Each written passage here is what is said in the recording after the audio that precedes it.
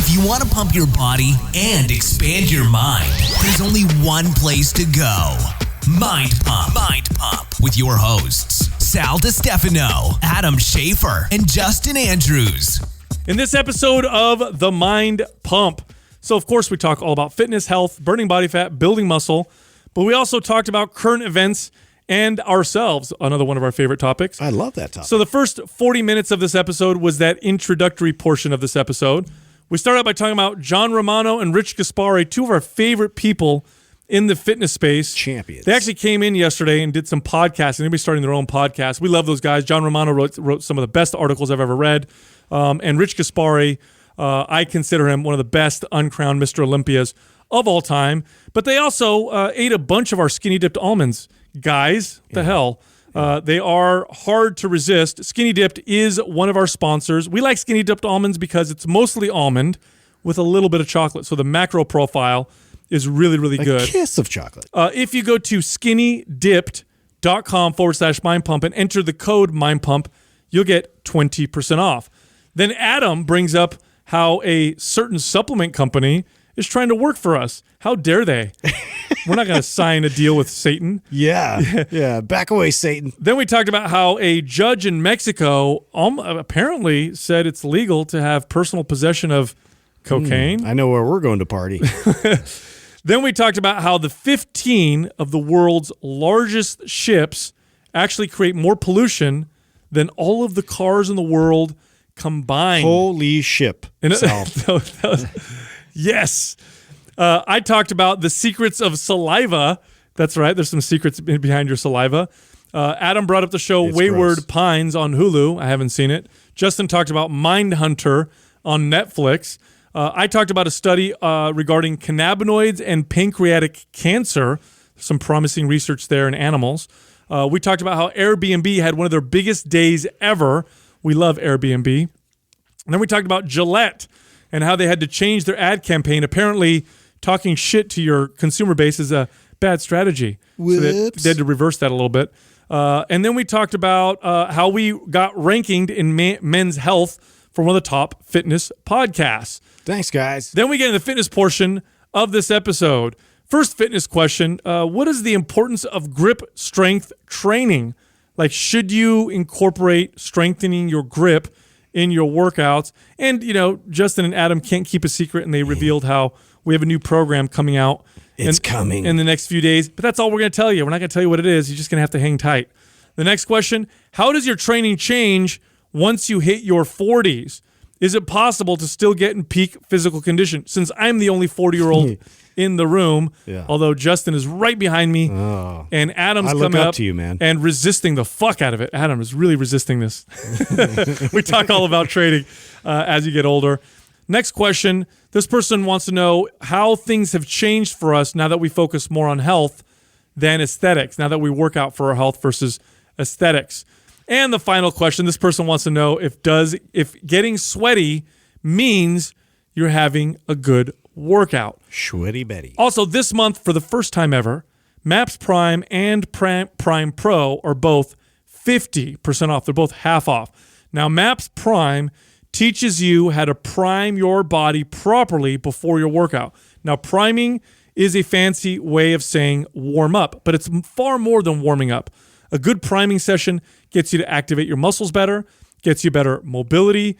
It improves the effectiveness of your current workout. So whatever workout you're doing now, if you do a good individualized 10 to 15 minute priming session, you're going to get better results. And that's what MAPS Prime does. It actually individualizes your priming session. So you're going to have your own unique priming session versus someone else.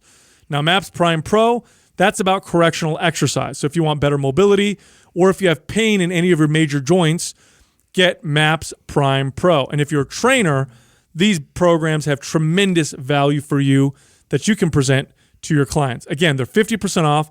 Just go to mapsfitnessproducts.com and use the code PRIME50. That's PRIME50, no space, for the discount. Who ate all these skinny dip bags? that I Bro, see here that's on Romano and Gaspari. It wasn't me this time. No, dude. it was Romano and Gaspari when they were here yesterday. They were chowing down on it. Were they really? Yeah. So they like Couple of hosses. the nitro coffee that we have at the front. I think so. That's what I'm looking at in front of me right now. Right now, I see that they've got looks like the dark chocolate and the nitro brew peanut butter and the mint ones. I tried to hide the peanut butter ones. How'd they find those?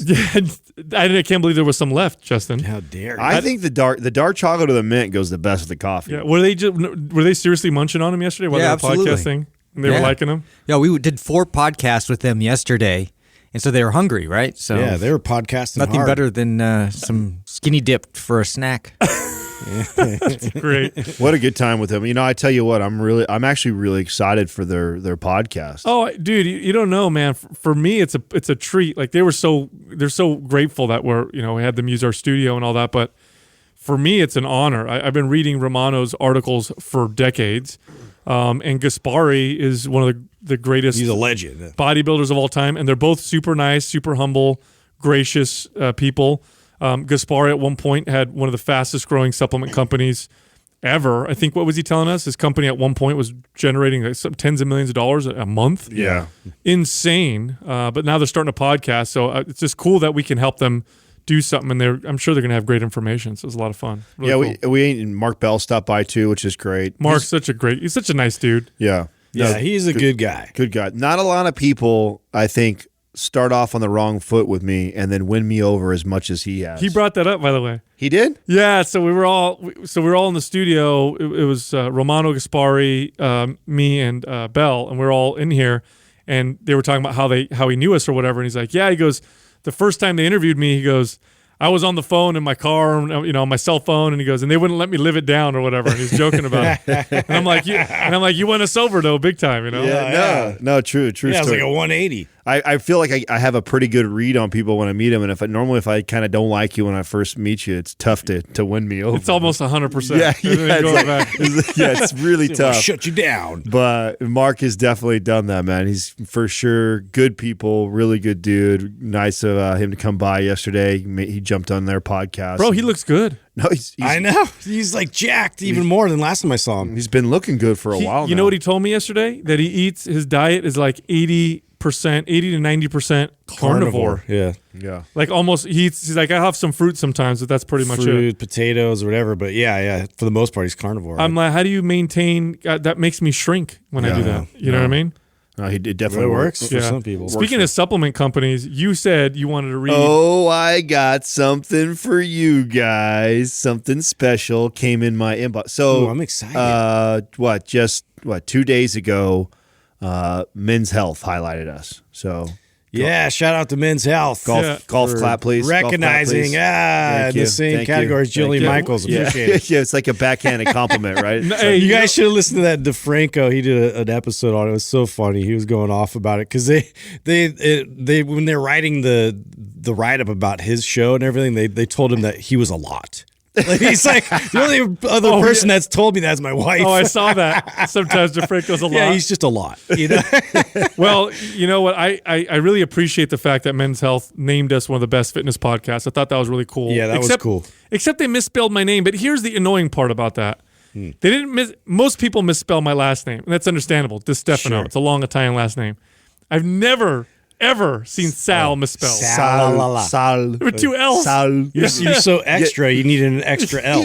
You know. Justin was pumped because they announced him first, Right? Because everything else is like Sal, That Justin, never happens. I'm Sal, always Justin, last. Adam, or Sal, Adam, and Justin. Yeah, man. And it was Justin. Finally got it right. Justin, the favorite host, yeah. and then Adam, and the other guy is Sal. We can't even spell his name right. Oh my!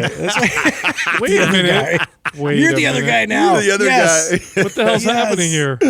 No, but that was It's another cool. dimension. But it was kind of a backhanded compliment because it was, I think we were number 5 of the 15 must listen to podcasts, and I was like, yeah, 5 is respectable. Although I think we should be number 1 if then it's there's around fitness. Greenfield on there and Yeah. DeFranco. Those are the other two I even But you- acknowledge. One got- of the you podcasts got- was a music podcast. you got How does that even compare? Yeah, you got Whoop, the Pod Run one, and Julian Michaels, and you just lost all credibility after that. But no. shout out to, but because of that, of course, because Men's Health is so big, I got a bunch of emails, and one of the emails I received, I wanted to wait to share and read with you guys. Yeah, I'm excited because you're like, dude, we got a crazy offer or something like that. Yeah, on the podcast. Finally.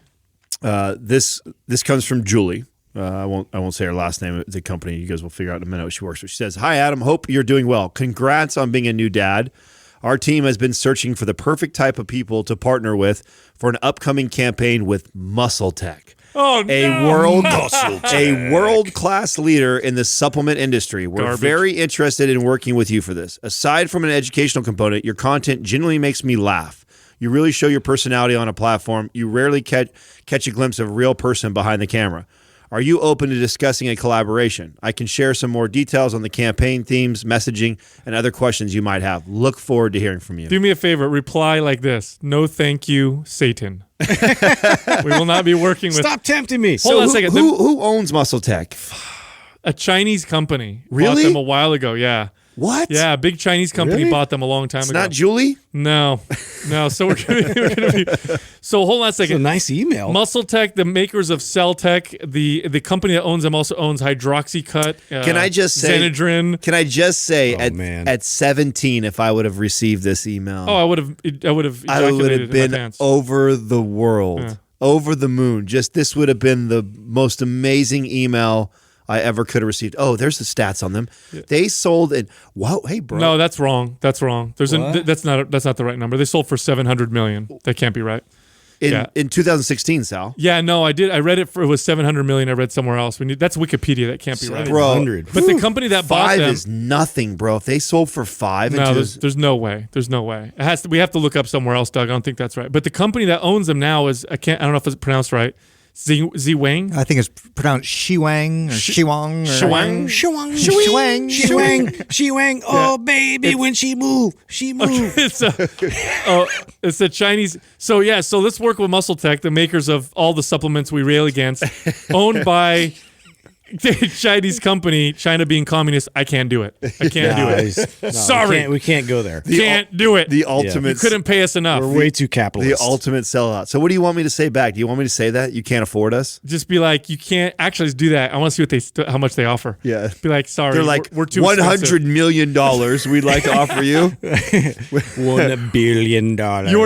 Your deal with us would literally have to be so big that we retire because it would destroy our business. The only reason why I'm Yeah. afraid to say that because I'm afraid to get something back that's like, are you sure you would get a lifetime of supplements and we give you 25% commissions on our affiliate? Yeah. Like, No. And then I'd be just angry, dude. Remember offended. when working with Muscle Tech meant you were like big time? Bro, that was that's the standard. You made it. I Yeah. mean, I probably took more muscle. I took more Nitro Tech and Cell Tech than probably any other supplement I've taken. Really? Yeah, no. If I look back at like all the brands that I went on as kid, I would say that time frame for me. So I don't know what years that is. It was around high school time for me, if I recall. Were they Cell Tech? Was that part Yes. of that? That was Of Cell Tech. course. Yeah, Yes. that was a big one for me. Yeah, Yes, 75. I don't even take a lot of supplements, and I took that. 75 grams of sugar with some creatine. Yeah, Boom. exactly. The creatine loading. It almost gave me diabetes. Yeah. It's what it And did. you had the load. need to pair that with a good simple No, carb, then Sal. they have you load it like crazy. So you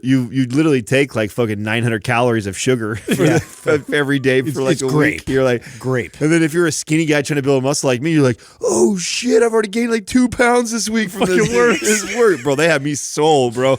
We were hard. going down and getting Cell Tech like by the jugs. Like I'd have 4 like I had a lined bucket up. of it, Oh yeah. yeah, no, always. Oh, So- dude, the Shiwang company also owns Zenadrin. Remember Zenadrin, the original Zenadrin? Yeah. That was Ephedra. That was good times. So they own Zenadrin and Hydroxycut. Hydroxycut, which is Muscle Tech, right? Hydroxycut's Muscle Tech. Wow, they bought both of those up. They own Zenadrin and It's they like the own two same products. Yeah, they own some other big name stuff that I don't even know if they really even sell that much Man, anymore. Do they? I would love to see the business curve on these guys. It would be interesting because I tell you what, when Hydroxycut and Zenadrin were battling it out, They were big money. huge. Oh, yeah. Big money. I would love to see what they peaked at revenue wise and where they've landed now. Today. Oh, it had to have been hundreds of millions of dollars. It had to have been. Fat burners were the new answer. Well, I mean, here you are, Ephedra hits the market and people are taking it and they're like, wow, I'm losing weight because I'm not eating and I'm not sleeping.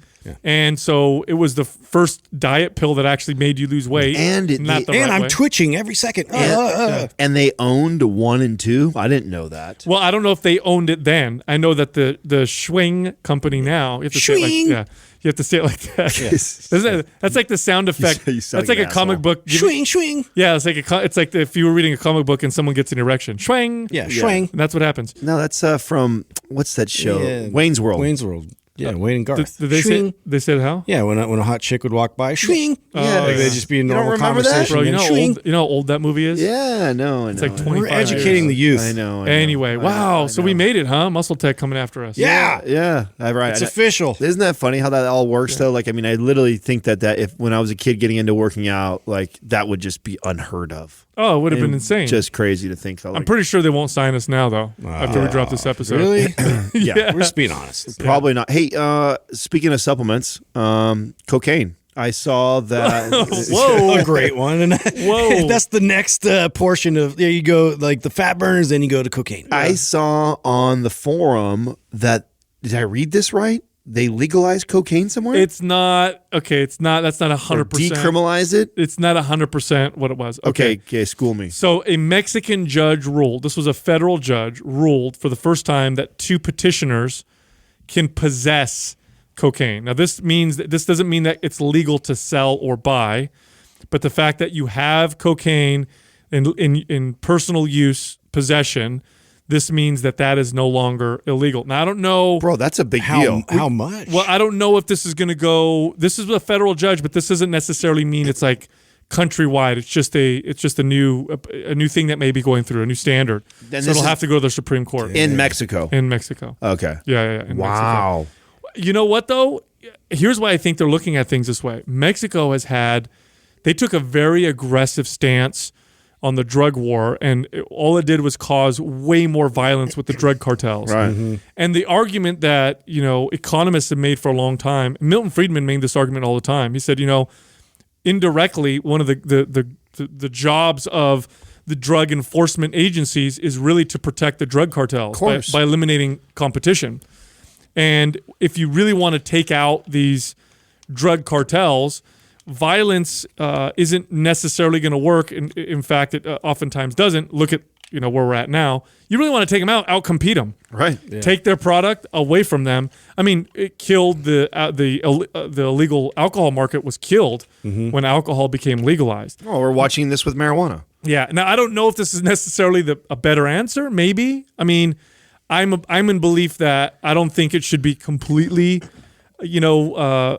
Market based. I think there should be some regulation. I just think extreme regulation in the form of prohibition is not the right direction. So I think if they legalized it in a way that was, I don't know if like alcohol, but it'd be interesting to see. I know Portugal basically decriminalized all personal possession of all drugs, and the result of that was less violence. There were less overdoses. So if they catch you with it, they won't throw you in jail. Like, it's just like how they started marijuana. Same thing. Yeah. That's how they started the process of legalizing marijuana. It was first decriminalized for just having it. You couldn't sell it, you couldn't grow it or make it, right? But you could possess it. So in other words, they just stopped. Like, for example, no more of these.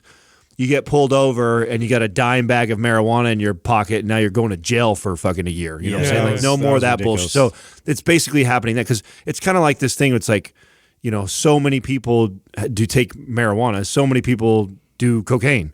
And it's like, are we really going to keep imprisoning all these people that are just getting high? They're not hurting anybody else. They're getting high on a Las Vegas weekend or some bullshit. And to be clear, if you do hurt someone because you're on drugs, that's the thing that should be illegal. Like stealing and hurting people. It's not the fact that or if they pull you over and you're high out of your mind on the substance. Oh, you're driving, right? Yes. You're driving. Because that is, very dangerous. And public intoxication, I don't mind those laws. You know what I mean?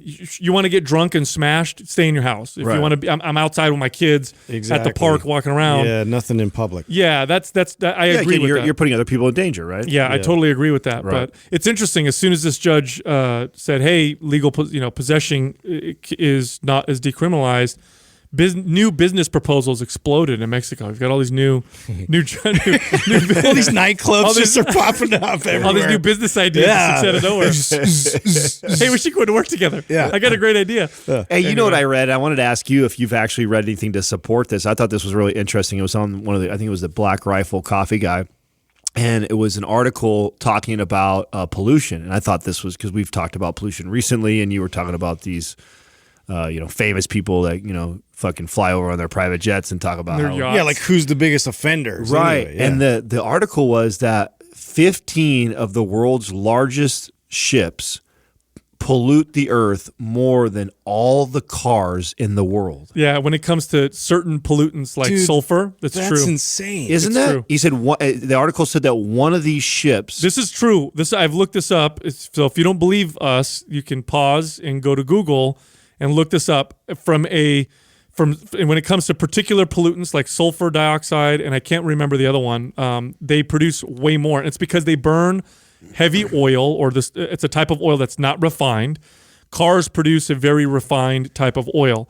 And so these 15 ships just pollute the fuck out of the earth. One ship is supposed to do more damage than 50 million cars. Dude, how have they made it that far without being like super regulated and changed that Now, problem? I hear that. Well, that's also where all the fucking illegal stuff comes too, by the way. Yeah. And talk about protecting the drug market and shit. So I hear that, and I just, I laugh when I see these other articles that are coming up where people are trying to make the case for fucking Cows farting. Yes. Yeah. You're talking about cows farting. Yes. And there's 15 ships that we could just Like, get rid of one ship. Yeah. One ship would probably handle like all the pollution of all the fucking cows farting, bro. Yeah, well, Like, that's just such a terrible fucking bullshit But argument. here's the thing, though. It's not that easy, right? Because these massive ships, they ship a lot of our products and things between countries.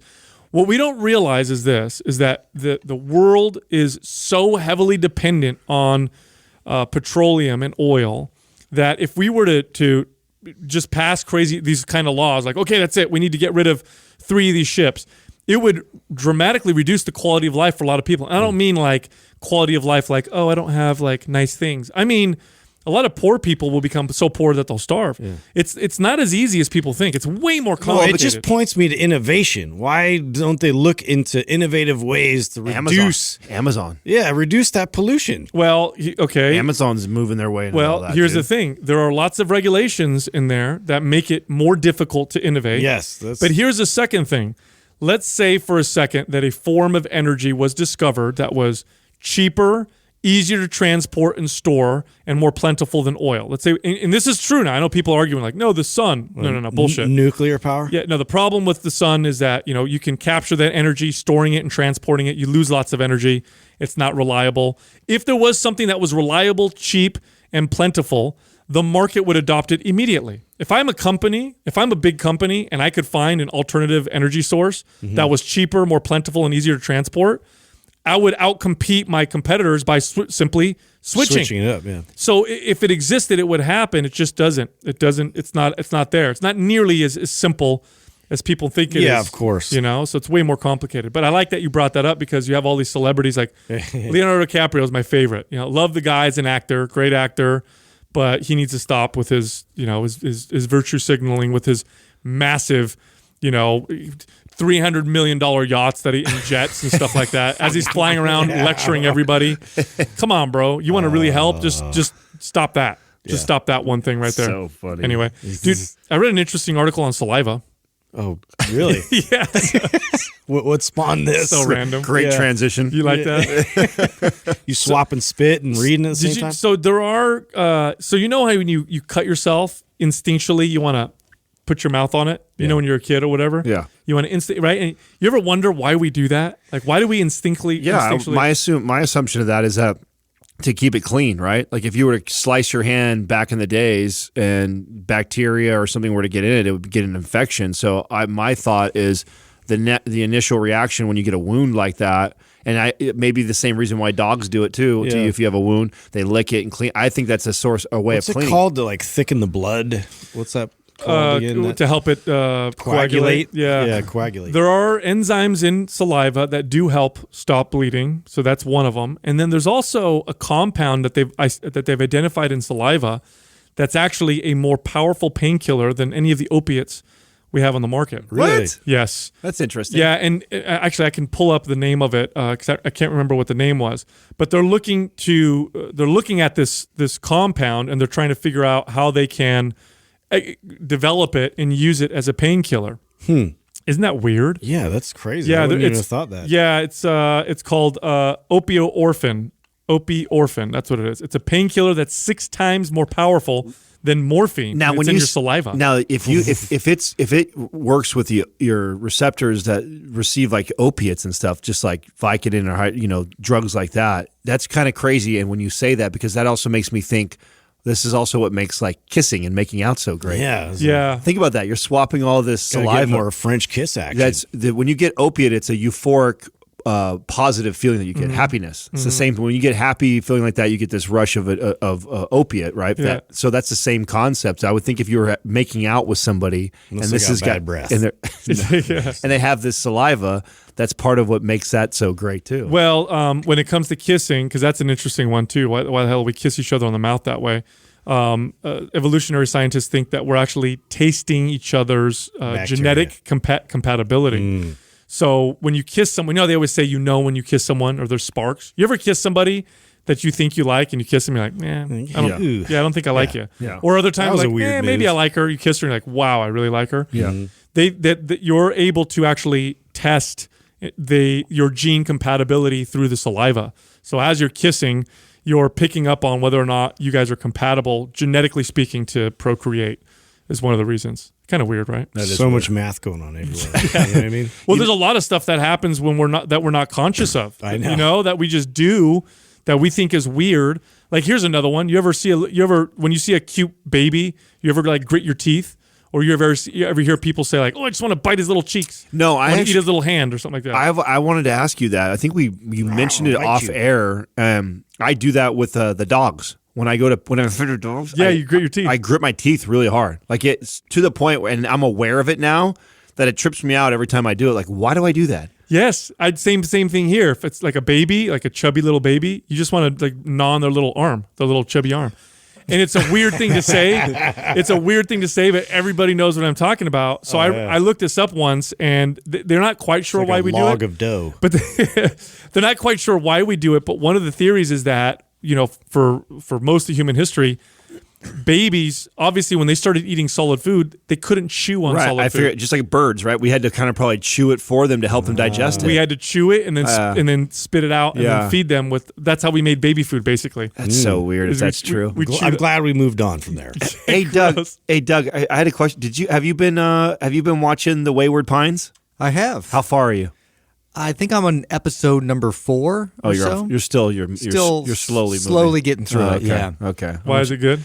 It is good. It's really good. This is Hulu, right? Yeah, Hulu. It's on there. It only made 2 seasons, and the second season, I think maybe Doug slowed down because I kind of ruined it for him. In the second season, I'm like, the second season, I'm less interested in, and my sister keeps selling me on stay with it, but she's like, because all the things that you don't like about it right now, they kind of they put it all together for you, and it makes more sense. She's like, because I was like, the second season got going, and the first season was fire. Like it was super. It's You said like the producers from Stranger Things were somewhat like a part of it. They're involved in it, and it's M. Night Shyamalan or whatever. M. Night Shyamalan Ding Dong. Yeah, that guy. You know what I'm saying? M. Night Shyamalan. Isn't that how you say it? I think so. Shyamalan. Yeah, he's the one who wrote it. So he wrote it. Oh, cool. And then the Stranger Things guys worked on it too. So M. Night is hit or miss for me. He is. Yeah. Sometimes he's got some fire out there though. Yeah, like, but the ones he hits hard. Well, but he always tries to do that twist at the end though, too much. Well, that's how, what the twist. I think that's how you get the feeling you get from this show is that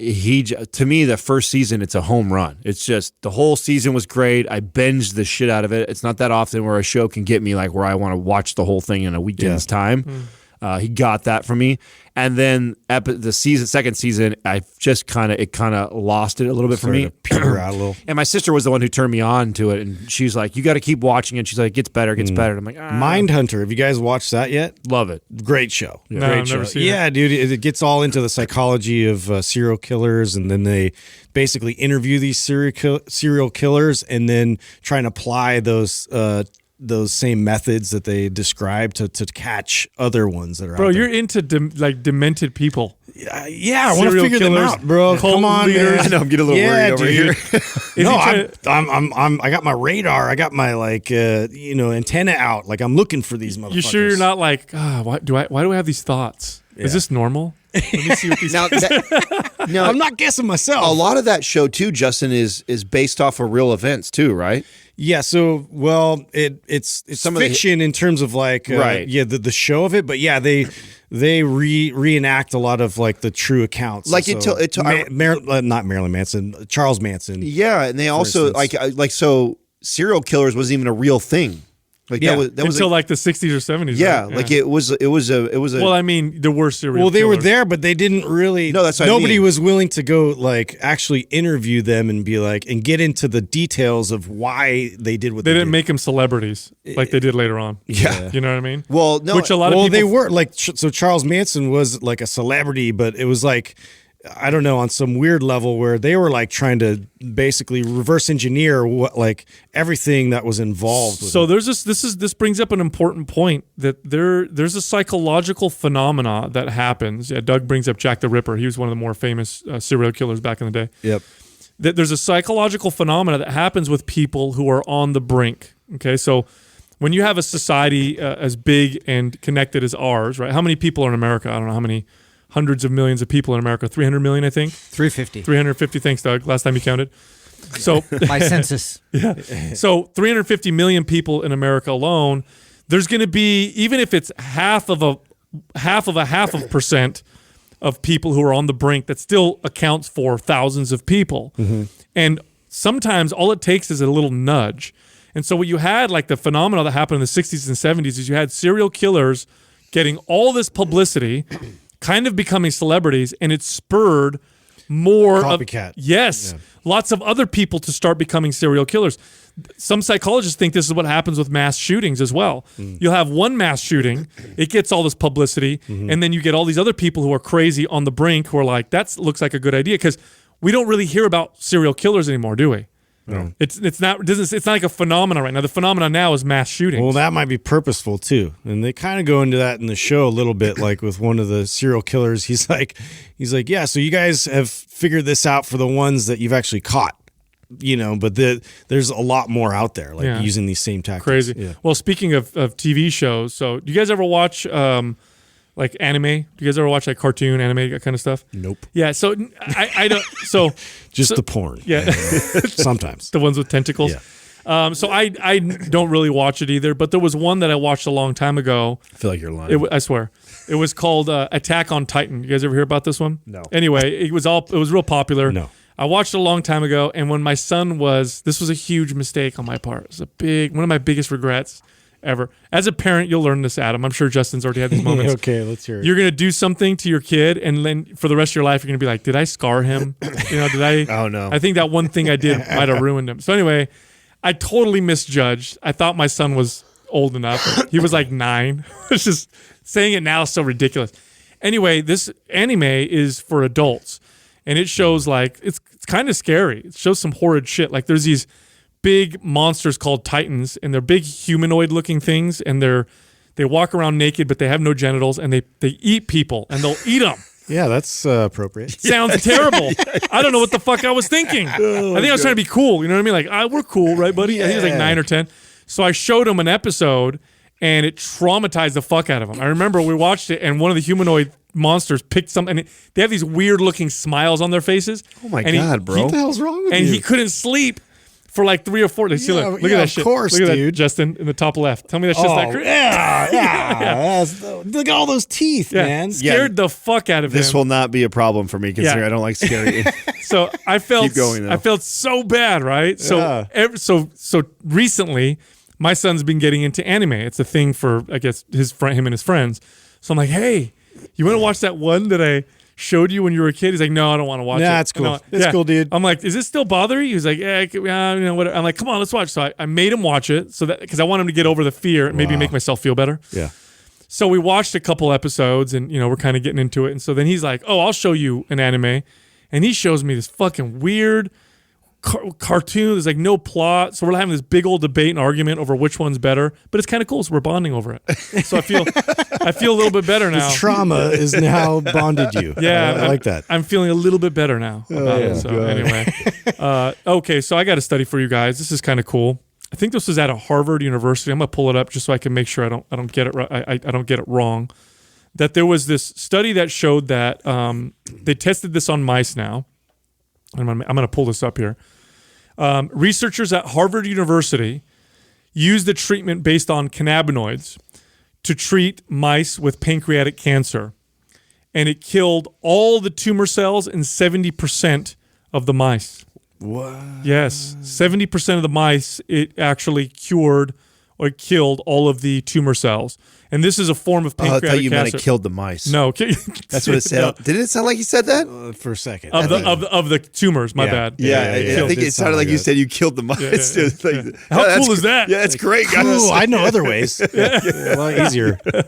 It killed the tumor cells in 70% of the mice. Wow. So 7 out of 10 of the mice got cured, essentially, of their pancreatic cancer with these cannabinoids that they developed in a lab based off of the cannabinoids that they find in marijuana. So like a super concentrated amount? Yeah, it's a compound that they dubbed FBL-03G. And so this is what I've always thought. I've always thought that... Love science for those acronyms. I know. Yeah. I've always Totally thought, remember that. because cannabinoids have an interesting effect on cancer. They're anti-cancer. And so I thought to myself, what they're probably going to do is figure out what's anti-cancer about them and then synthesize something that's way more powerful and doesn't have psychoactive effects. Mm-hmm. And then that'll eventually turn into a cancer drug.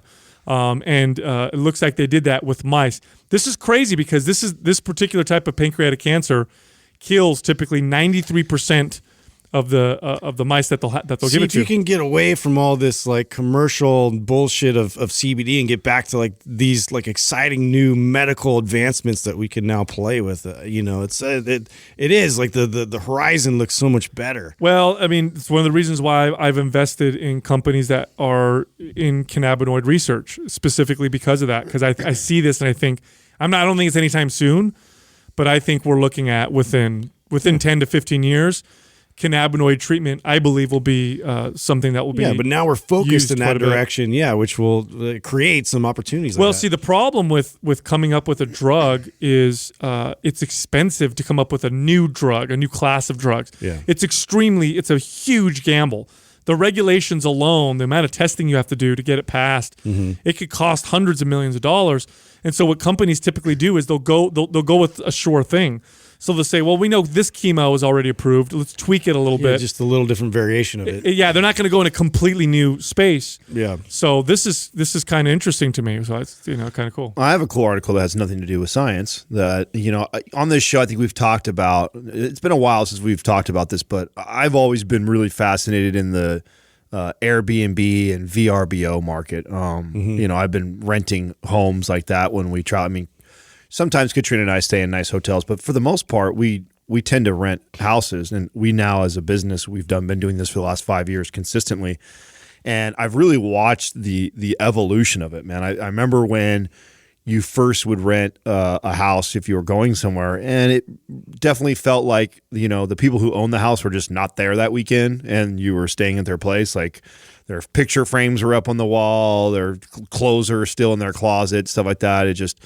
You got a deal to stay at this nice house or whatever. And it was kind of, a different feel to it. Still cool that you could get into a nice house like this for such a cheap price, but it's become such a huge market that a lot of big players have come in and now bought these properties up, and they're specifically just for Airbnb or VRBO, and it's more of like that hotel experience, but in like a luxury home.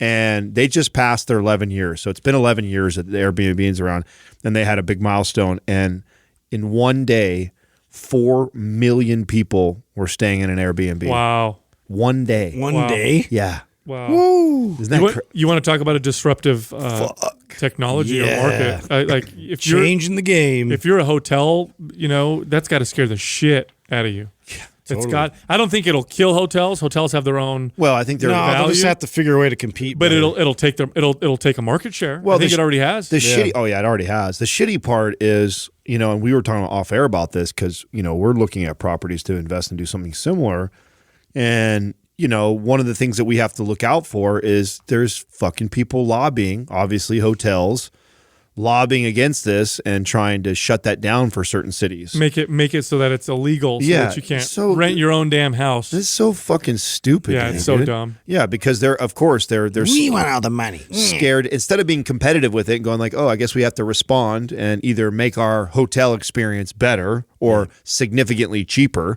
so it's better for the consumer. No, let's lobby. Let's use our millions of dollars to lobby against it and find a way to fucking not allow them to come in. Like, that's such a weak ass way. It's stupid, and it's the same way they try to control Uber and Lyft. And there's companies that will allow you to have dinner at someone's house. So if you're traveling, let's say you go to New Orleans and you're like, I want authentic, Southern food or authentic food, from that area. You could go to someone's house. They've got reviews from other people, just like an Uber would, and hang out with people and get a home-cooked meal. They're trying to pass regulations against that. Of course, they don't want that to happen. It kills. It's decentralizing, is what it is. Mm-hmm. Right. And this is one of the risks of allowing government to really regulate the market. As soon as that happens, it becomes very valuable to influence the shit out of government because now they can protect, your business or whatever. Kind of crazy. Yeah. So you guys remember Gillette when they did that whole? Oh, God. Yeah. Okay. Tell me they're getting better in terms of their marketing, because that last commercial did not win me over. Yeah, when they went from their whole, toxic masculinity, ads and all that stuff. Stop. Well, apparently that, hurt their business a lot. Good. Oh, it did. Yeah. Good. Apparently, it hurt a lot of their business. They lost Interesting. lots of money. You insult a fucking majority of your consumers. Your entire customer base. Yeah. Weird. Like, men are all assholes. Let's campaign against this. So now they're coming out. We want to sell you razors. Yeah. Now they're coming out with a new campaign about local heroes. So now, I already seen it, bro. I saw it's been running now for at least 2 or 3 months on TV where it's like, like a firefighter. Yes. And I told Katrina when we watched it, I'm like, look at this bullshit. They went the opposite direction so hard. I bet if I totally called this when I saw this on TV. This was actually a couple months ago, and it was exactly that. It was a firefighter. They pick like a local firefighter, and they do the whole fucking music and shit like that, and he tells his story, and it's a great story, and you know what? It's really cool. And you know what? That's where you should have went the first time, you dumbasses. Yeah, like that's how you should have messed up. That's how you should have marketed. But now it looks bad, in my opinion, because it looks like you went the other direction. I'm sorry. And so you're totally the same customer. We still like you. The hardcore conservative firefighter, masculine type of guy that you insulted, you're now marketing to this way. And it's like, you know what? Any of them that are paying attention, that have half a brain, are going to see that and probably be insulted by it just as much. So fuck Gillette. Yeah. Wait. Stop. Maybe what if they want to work with us? Dollar Shave Club all day. I don't know. We're not even sponsored by them, but fuck Gillette. I'll go that direction. Yeah, and when they were first doing those ads, I remember watching being like, how is this going to, what do you think you're going to do? I think what they were thinking is, hey, their wives buy most of the products for them. Maybe if we do this, I'm serious. Women make up; they're the biggest consumer base. Yeah, but then the guy's grabbing the shaver. He's like, remember that commercial? Yeah, because they grocery shop. You know what I'm saying? And you tell wifey, like, hon, could you pick me up some of those Gillette razors? I mean, that's exactly how it goes down in my house. You know what I'm saying? I know she's shopping, and I go, hey, hon, could you pick up? I need some more razors. Yeah. But every guy that got offended by that, he's just like, hey, you know what? Don't worry about them razors. Actually, I'm gonna grow a beard. Movember forever. I thought she was going to be like at the store, like, I know he likes these, but this one's about toxic masculinity. I'm going to get him this one. Yeah, because he needs to be woke. Yeah, no, didn't work. Later. Yeah. This Quaz brought to you by Organifi. For those days you fall short on getting your organic veggies or whole food nutrition, Organifi fills the gap with laboratory-tested certified organic superfoods to help give your health and performance the added edge. Try Organifi totally risk-free for 60 days by going to Organifi.com. That's Organifi.com. And use the coupon code MINDPUMP for 20% off at checkout. first question is from Tony F. Yoga Fitness. Can you talk about the importance of grip strength training and how to improve grip? I find since my grip is weaker, it limits my deadlift and how long I can do heavy lunges, etc.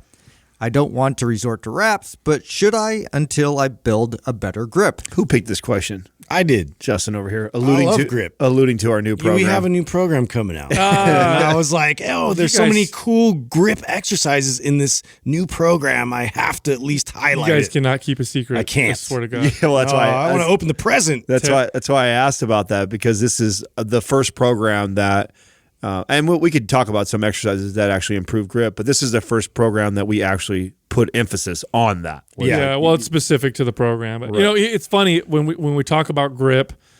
There's studies now that show that when doctors are testing people to see what their all-cause mortality rates may be moving forward, they do lots of tests, right? They do blood tests, they test your cholesterol, they test your blood pressure, and they're finding that testing strength is one of the better predictors. Yeah, it's the most, the best option they found. It is. It's a simple test. You test the patient's strength, and if they're weak, based off of whatever metric they've developed, they say, okay, your chances, based off that one test, it actually predicts better than any other single test. I'm not talking about combining all the other tests. I'm talking about just any single test. It can actually predict mortality. Well, I also loved, Joe DeFranco bringing up like using that for HRV and like as far as your readiness, like testing your grip for the day and like seeing where you're at. Well, I was just going to say that you want to test strength. The problem that doctors have is how do we test their strength? And they found that the easiest way to do it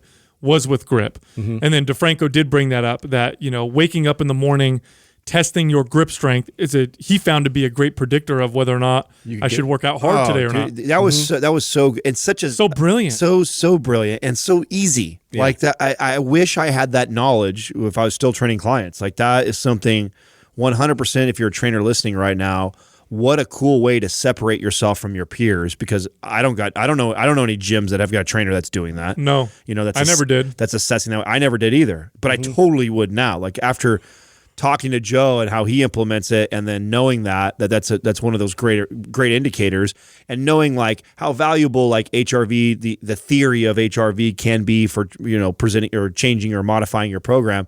What a cool way if you had a little squeeze test thing. And I think I would probably do it just as simple as like either having one that measures the pounds of pressure that they could squeeze, or like even something as simple as squeezing and holding a quarter for time. Right? You could be like someone squeeze and hold the quarter, where they pinch a quarter in between the thing and hold on to it. What do you mean quarter? Like a quarter? Yeah, you put those grip, the little grip things. Oh, it's like a little pad. Okay. You're talking about like you get a little gripper and then you put the quarter in between the handles. Yeah. I thought you meant in your hand. I'm like, shit, I'll be there for 24 hours. Yeah, no, you got to pinch the quarter, and most people can only do that for like 30 seconds, a minute, or like that.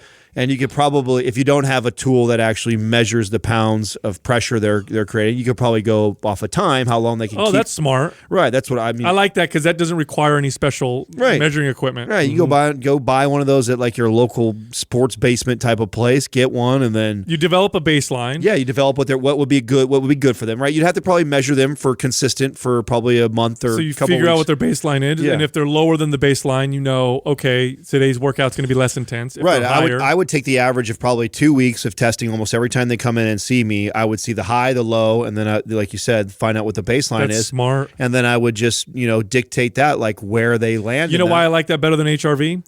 Because HRV doesn't take into account stress, your own perceived emotion, your own perceived, how you feel or whatever. Just strength alone. I mean, everything could be healthy, but I could be feeling sad or whatever, and that'll affect my strength. You know what I'm saying? Right. It's more of a. It's more. I feel like performance based, and it's so simple. This is what's really happening. So simple. Right. So here's the thing with grip.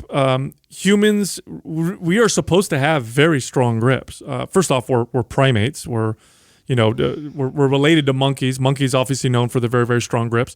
Our hands are we can articulate very well with them.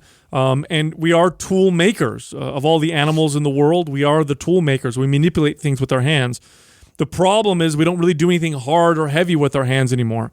And you see a lot of the issues that people have nowadays with chronic pain is in their hands and their wrists. Yes. And it's not because they're doing hard labor. it's because their hands and wrists are weak. Yeah. And they're typing, and then They're that hurts them. unfamiliar, yeah, with actual stress. Yes.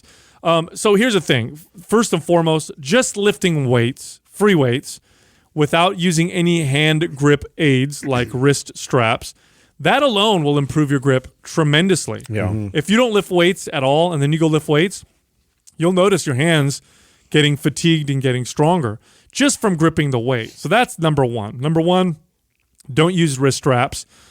Just lift weights and just use your hands and use free weights. Free weights will strengthen your hands more than the machines will, just because you have to balance. And just picking up and holding heavy weights is going to do a whole lot for you. I wanted to highlight 2 exercises, though, from this program. I think that I don't know if a lot of people are familiar with, like the pinch grip farmer walks and rice bucket exercises. Those are great. I know. Was it you, Adam, that brought up the rice bucket exercise? Because I've never done that before, and I was like loving it when I was demonstrating it. Yeah, so explain how that works to the audience. Yeah, no, we just get a 5-gallon bucket, like a paint bucket, and then go get one of those like 20-pound bags from Costco or whatever of rice, and you just pour the rice inside there, and you're extending and flexing all. You're moving them through the rice. Right? Yeah. Put your whole hand in there. You're opening up, spreading your fingers, closing, making fist, opening as wide as you can. And You know that's an old kung fu practice. Did I ever tell you guys that? No. Yeah, they would do it with gravel, and then they'd move up to bigger and bigger rocks as heavier and heavier resistance to strengthen their fingers and hands. But rice is that's great for the average person. Yeah, I was watching. God, what was it? Some old ESPN film. They used to do like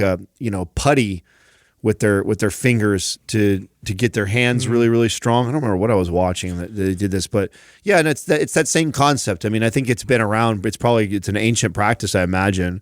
But man, it's incredible. So, and I used to have clients that have like carpal tunnel or issues like that, any sort of wrist issues too. So, strengthening all the muscles around the joint is always, or typically an ideal situation when you've got joint issues. So strengthening your flexors and extenders and all your forearm muscles, the rice bucket is incredible. Here's another old school one. And I used to do this with newspaper. Newspaper's not so common anymore, but you could use just a big piece of paper. But just take a newspaper, a piece of paper, and start and put it on a table or whatever, and start crumpling it from one end and slowly crumple it with just one hand until you've crumpled it into a big tight ball, and then squeeze it. So that articulation, that movement helps work on strengthening. And that's really what it's about, is all those little articulations of gripping and grabbing onto something and like really squeezing that, or just like moving and articulating your fingers so you get all those little muscles to work. Right. There's also using plates and gripping the plates with your fingers flat. That's right. So that's the pinch grip, right? Yeah. Hold it and squeeze and hold and do that for time.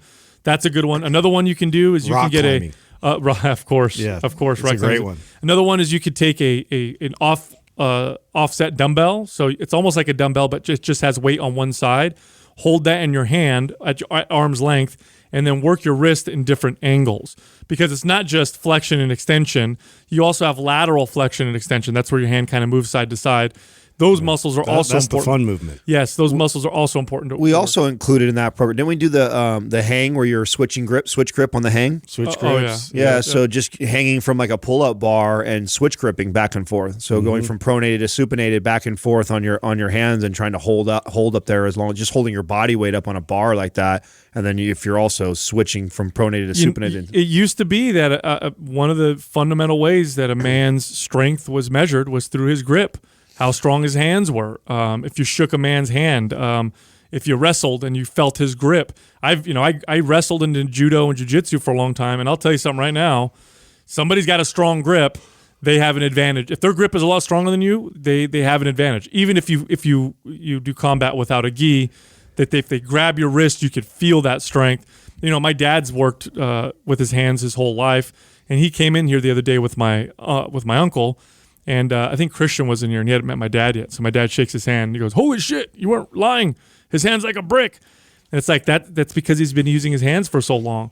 And what was that one study I posted a long time ago that they showed that the average man's grip strength is declining, tremendously over the last 20 or 30 years, like a big percentage. No, and how do you work it out? I would say this, just like any other muscle, you can create targeted grip work about 2 to 4 days a week. So 2 to 4 days a week, 3 to 6 sets of some kind of grip work would be plenty of work for your grip. Start slow though. I've had a few people message me and say, hey, I really want to get my grip stronger. And I've been doing all these, I've been doing, 6 sets 3 days a week on my hands, and now my elbows are sore and my hands are sore. It's okay. You started from nothing to that. It's way too fast. Start slow, just like any muscle. Slowly progress yourself, and then watch what happens. And what you'll end up finding is your back exercises will get better. Your presses will get better. A lot of people don't think that a grip will affect your pressing, but it does. Justin talks about this all the time. Heavy bench pressing and overhead pressing, you have that strong grip. It makes a big difference. Yep. And then, I talked about grappling. Striking, if you're a boxer or you punch, a strong grip will make your punch that much harder. And Bruce Lee was a huge advocate of grip training. Next question is from Galia Matt. How does your training change once you hit 40? Is it still possible to get into peak physical condition? Oh, well, only one of us is 40. Yeah, that's right. I'm getting there soon. It's funny. Tell us, how's it going, Sal? It's funny that what's it like over there? Yeah, what's it on that side? It's great. Yeah. No, it's funny that it's like you hit a number and all of a sudden everything's supposed to change. I really started noticing changes in my performance right around mid to late 30s is when I started to kind of notice a little bit of a difference. And really the difference I noticed was I required more care in my mobility work, and I wasn't able to get away with as much as I could before. In other words, I wasn't able to over-apply intensity before and then come back from it. Like now, if I over-apply intensity, it takes a little bit longer. I just think you have to be more... You have to apply your wisdom. I mean, if you have to be a little smarter. Like when you're 20, and that's one of the hardest things too. I think even for our message that we talk about on the show is why our average listeners. I think the average listener's age is like 30 to 35 ish, right? Is because I think the message resonates so much with somebody at that age. And when you're 20 something, you're like, oh yeah, these guys are cool. They're dropping some good information, but they're a bunch of pussies. I still train like this. You know what I'm saying? And I think to myself, like, I probably would have been the same way. 25, I heard these guys saying like, oh, you got to really take your time and think about this and work on that mobility. 2 reps shy of failure. Yeah, exactly. 2 reps. Exactly. Those type of statements that we make constantly on this show. I think when you're 25, maybe even early 30s, you kind of just roll your eyes about that. And then 40, you go, oh, fuck. This is what they mean. This is what they were talking about. Like, and really the way it looks like for me is that my joints tend to be the things that scream at me. That's the things that like really, really start to tell me like, okay, like you're not 20 years old anymore. You can't get away with stupid shit like that. You have to apply all your knowledge. That's the key word is get away. This doesn't mean that, training a particular way in your 20s, it's more effective. And now I can't train the more effective way anymore because my body won't let me. That's not it. That's actually not it. It's the fact that when you get older, you can't get away with stupid shit anymore because the same rules apply. What's going to make my 40-year-old body progress the best is also what's going to make my 20-year-old body progress the best. The difference is when I was 20, I just got away with doing dumb shit more often. There's a lot more factors that are fighting you. The more you age. And so to be able to counter all that, but then you have to have a really, fine-tuned approach to your progress. And you have to make sure that you stack everything just so you do stay ahead of that. And you're also battling all these things at the same time. So, you have to be a lot more intentional with going into the gym and what you're going to do and accomplish. It's like a boxing match. It's like a fight, man. And it's like that fighter who comes out the first round with everything he's got. You know what I'm saying? Like, and you better hope he's ready. He's willing to take 10 punches to throw one. Yes, exactly. And you might knock somebody out that way, and you might be a champion for some time, but eventually you're gonna have to go fucking 10 rounds. You know what I'm saying? Like, and that's kind of how the body is. And you get older, like, eventually you're gonna have to go 10 rounds. And when you have to go 10 rounds, you have to be a lot smarter and a lot more strategic. And to Sal's point, it's exactly right. It's like it's not that it's changed. The formula. I wish that I had could you imagine? I wish I had the discipline and the formula that I have today for my young 20-year-old self because I feel like I'd be so much further along. I'd be in so much better condition than I am today if I would have had all that. And you know what the truth is? I had some of that knowledge. I was just too stubborn to really apply it and understand. I think that's, again, a lot of the motivation behind the message for us is hoping to reach some of that younger generation as they go through to have the wisdom of hey, you know what? Like, It's not about how much misery I can put myself through, or it's like that's a problem with especially young guys. I feel like we tend to do this where, how hard it is. We wear it like a badge of honor, like oh my God, I almost threw up, and the leg memes and all that shit like that, and going to failure and PRs and all that. It's like, dude, that's all hype, man. Yeah, here's one of the big ones that I noticed for me. I can't try to PR and push super heavy as often. I just can't do that. When I was in my 20s and 30s, I could do it and I could get away with it. And I probably wasn't good for me back then either. The difference is now when I do that too often, things start to hurt. They start to not feel good. Now, here's the benefits. The benefits are this. I've been working out for a long time. Right. I know. You know how to whip it into shape real I quick. know how to train. I'm smarter with my training. I've just got more wisdom with it. I understand my body more.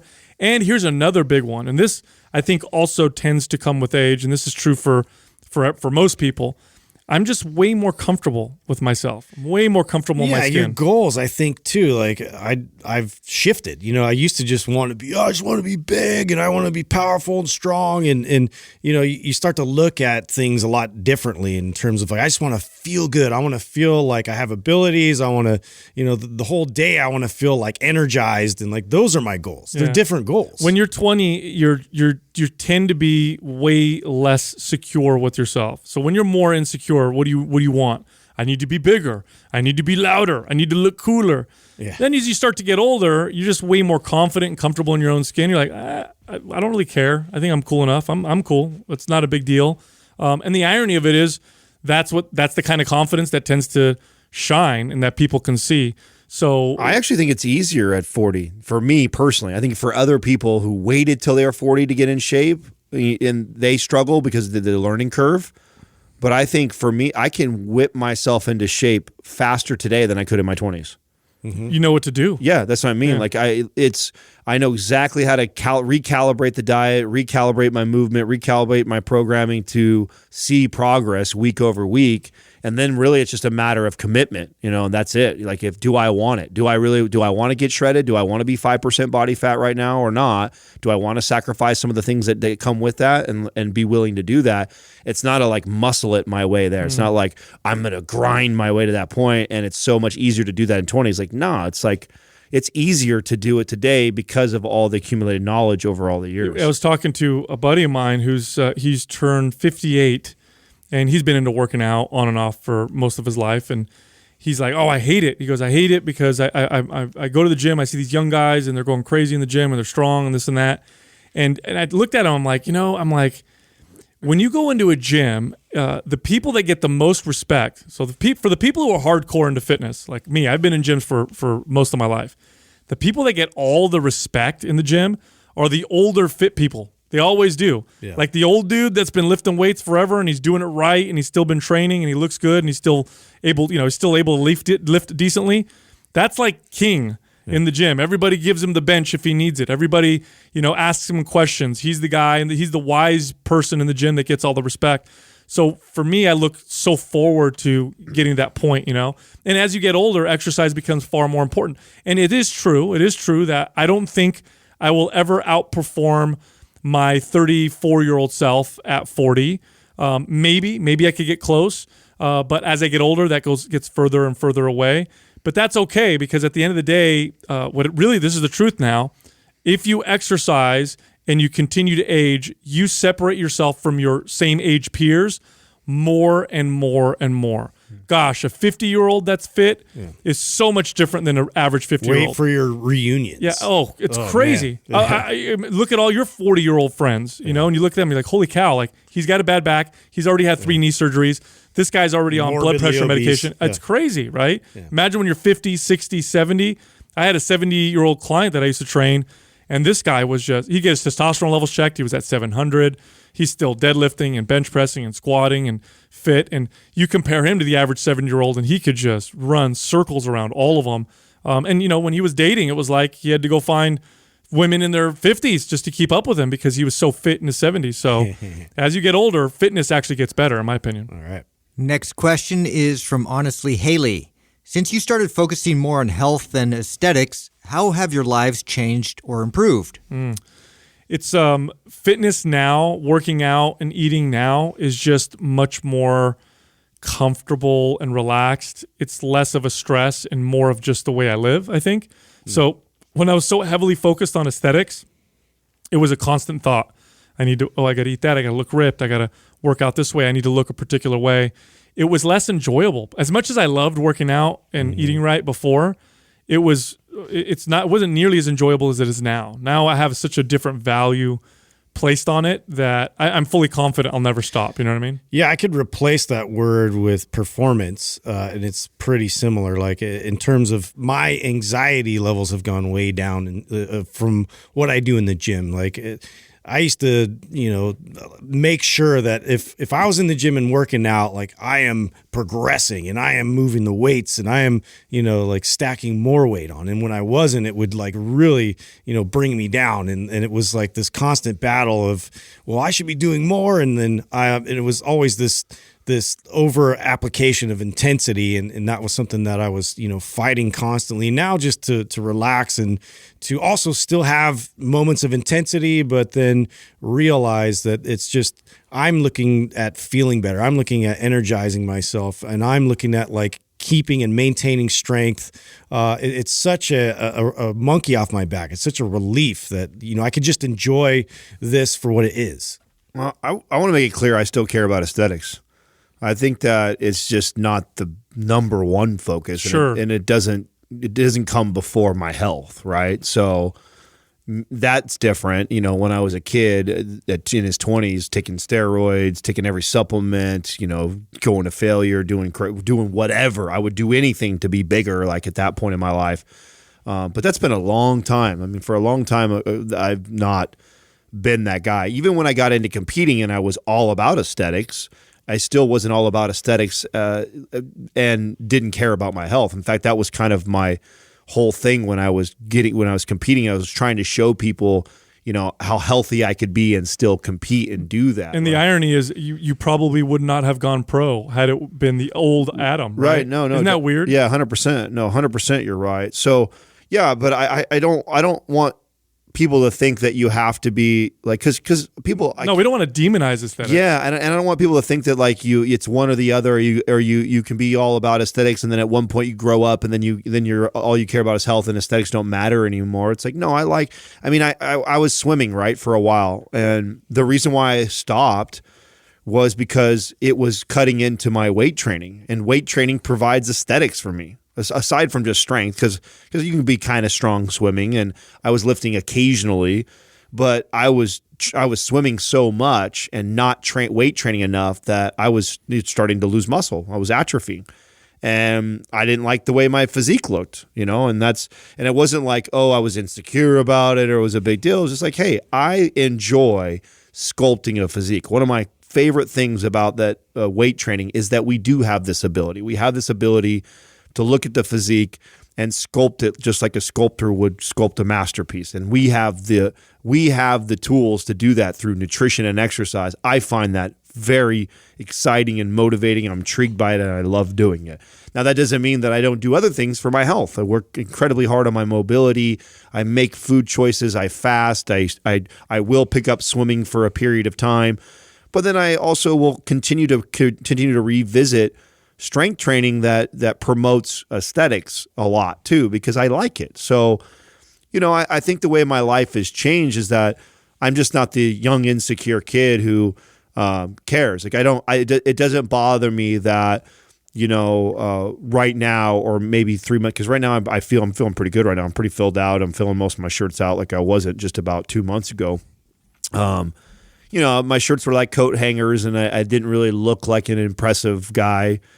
Just like 2 months ago. Now I was healthy as fuck. I've been in some of the best health of my life in this last year, but I didn't care for the aesthetics. Now I didn't care for my aesthetics, but I also didn't feel insecure about it, where I was afraid to take my shirt off, or I was hiding the way I looked, or I was in there beating myself in the gym. It was just like, hey, I'm starting to look more like a swimmer than like a bodybuilder guy, and I like to look a little bit more like a bodybuilder guy than I like to look like a swimmer. So. I think your priorities just change. You're more comfortable with the ebb and flow. Like the reality of long-term health and fitness is that you're going to have peaks and valleys. My body fat percentage is sometimes going to be 13 to 14% body fat. Sometimes it's going to be 7 to 8% body fat. And I'm very comfortable with what I look like at both those stages. And there's positives and negatives of both. You know, at 13, 14%, I've got a lot of flexibility with going out and enjoying socially things with my peers. And you know, I don't get to do as much of that when I'm 7, 8%, but it feels awesome to walk around and have abs and be separated and look cool like that. I mean, there's pros and cons of both, and I'm comfortable in both places. And I think that's what's changed as I've gotten older is, you know, loving your body and loving who you are at all different phases of it, you know, and accepting that. So I think that's the only thing that's really different for me. Yeah, and I think a big part of that is just not identifying with aesthetics so strongly. At some point, we all age, and at some point, it's all going to change pretty drastically. And you don't want to be stuck in that situation where you're so obsessed, you're so body obsessed that now you're getting older and you're getting plastic surgery and you're on different drugs and you're getting Botox and, oh my God, now I'm hitting 40. Oh my God, now I'm hitting 50. And it's depressing and it's terrible. You don't want to be in that position. You can have a very good relationship with fitness and health, one that'll last you forever.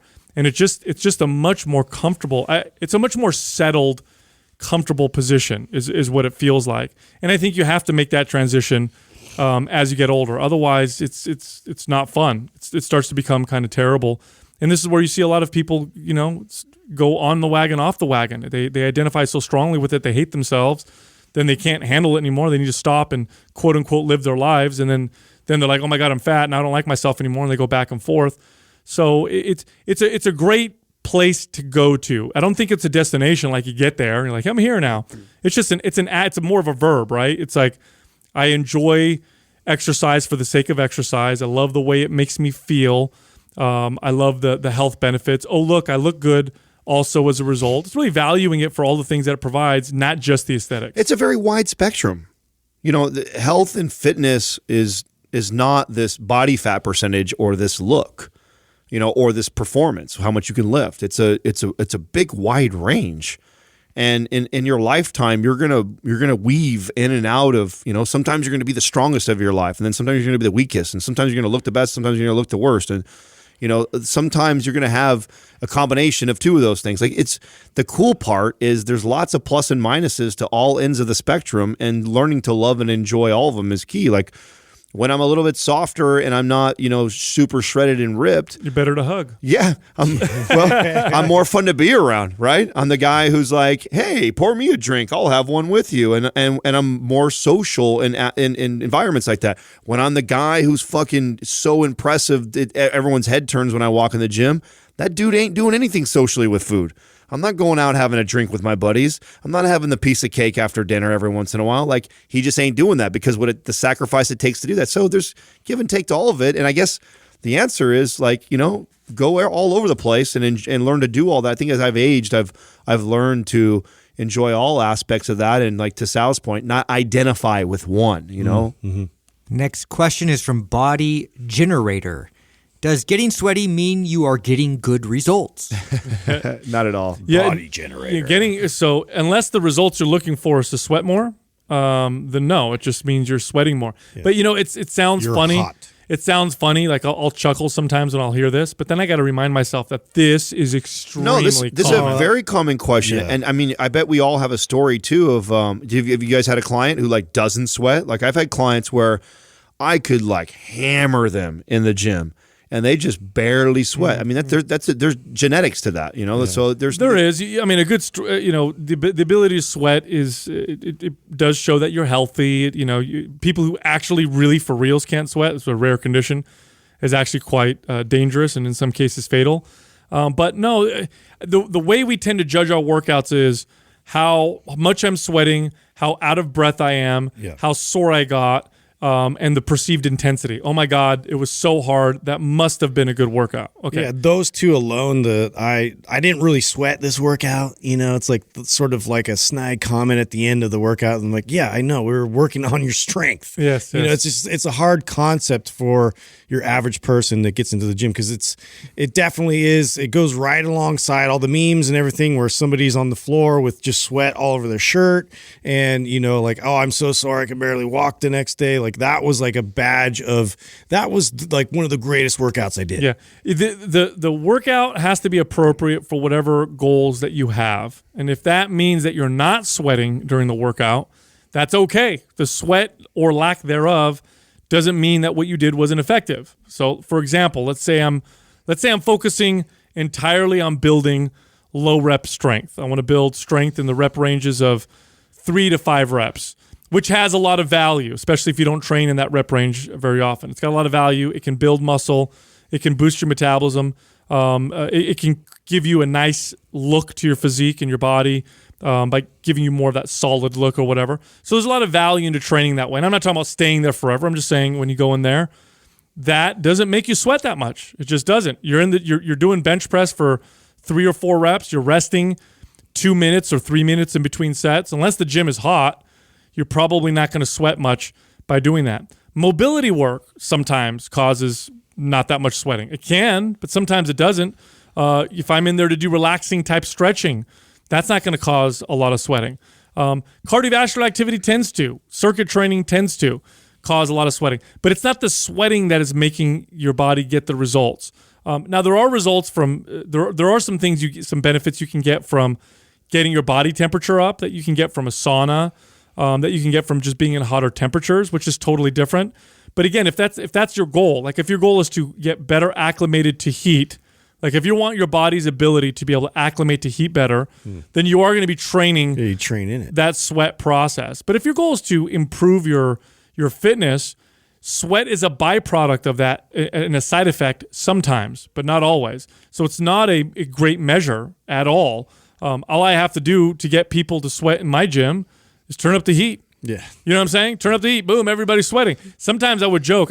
There were a couple times where the AC broke in the gyms that I would run, which is a nightmare. If you're a gym manager and it's summer and your AC breaks, you're going to get complaints roughly every 10 minutes. Yeah, every 10 minutes. It also reminds me of the old gym teacher that would make sure everybody's doing like calisthenics and jumping exercises just to make sure like the heart rate's way up and people are starting to sweat. Now we can get into the workout. Yeah. Like that's like the formula. But what I used to do when the gym's AC would break, there's one club I ran, the AC broke a few times. It was kind of annoying. And I would make that joke to people. They'd come up and complain and I'd be like, look, it's making you sweat more. And then and it's funny because half of them didn't get the joke. They'd look at me and be like, oh, yeah. And they go back to the workout like if it was something good. It's like no. Thanks, Sal. I was making a joke, dude. It doesn't do anything for you, really. So, no, you need to judge the effectiveness of your workouts based off of the actual results you get. So if your goal is to get leaner, are you getting leaner? Then your workout's working. If the results you're looking for are strength, are you getting stronger? Yes. If the results you're looking for are sweat, then yes, being sweaty will tell you whether or not you're having a good workout. And with that, go to mindpumpfree.com and download our guides. They're all absolutely free. You can also find all of us on Instagram. You can find Adam at mindpumpadam, Justin at mindpumpjustin, and me at mindpumpsal. Thank you for listening to Mind Pump. If your goal is to build and shape your body, dramatically improve your health and energy, and maximize your overall performance, check out our discounted RGB Super Bundle at mindpumpmedia.com. The RGB Super Bundle includes MAPS Anabolic, MAPS Performance, and MAPS Aesthetic. 9 months of phased expert exercise programming designed by Sal, Adam, and Justin to systematically transform the way your body looks, feels, and performs. With detailed workout blueprints and over 200 videos, the RGB Super Bundle is like having Sal, Adam, and Justin as your own personal trainers, but at a fraction of the price. The RGB Super Bundle has a full 30-day money-back guarantee, and you can get it now plus other valuable free resources at mindpumpmedia.com. If you enjoy this show, please share the love by leaving us a 5-star rating and review on iTunes and by introducing Mind Pump to your friends and family. We thank you for your support, And until next time, this is Mind Pump.